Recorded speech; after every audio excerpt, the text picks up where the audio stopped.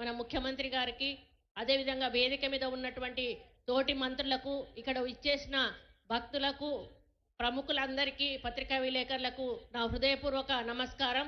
ఈ వేదిక మీద నుంచి గిరిజన బిడ్డల తరఫున నేను ముఖ్యమంత్రి గారికి మరి వారికి ధన్యవాదాలు తెలియజేస్తా ఉన్నాను. 800 సంవత్సరాల చరిత్ర కలిగినటువంటి ఈ జాతరను అభివృద్ధి చేయాలనే ఆలోచన మరి ఏ ముఖ్యమంత్రికి కూడా రాలేదు.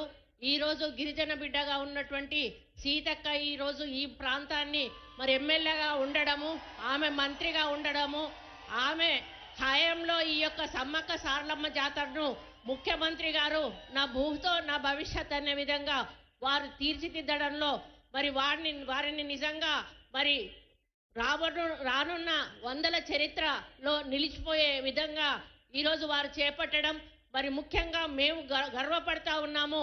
ఇందులో కొండా సురేఖ గారు దేవాదాయ శాఖ మంత్రిగా, సీతక్క గారు ఒక గిరిజన మరి ఏరియాలో ఉండి ఆమె ఇందులో పాల్గొనడం మా అదృష్టంగా భావిస్తున్నాము. అన్న మమ్మల్ని చరిత్రలో నిలిచిపోయే విధంగా ఈ సమ్మక్క సారలమ్మ జాతరకు నిధులిచ్చి మరి మా పేరు మరి దశాబ్దాల కాలంగా ప్రజలు గుర్తుపెట్టుకునే విధంగా చేసినందుకు ఈ వేదిక మీద నుంచి గిరిజన బిడ్డల తరఫున మా తరఫున మీకు హృదయపూర్వక ధన్యవాదాలు తెలియజేసుకుంటూ సెలవు తీసుకుంటానన్న. జై హింద్. ధన్యవాదాలమ్మా. నా దైవానికి నేను సేవ చేసుకునే అవకాశం వచ్చింది.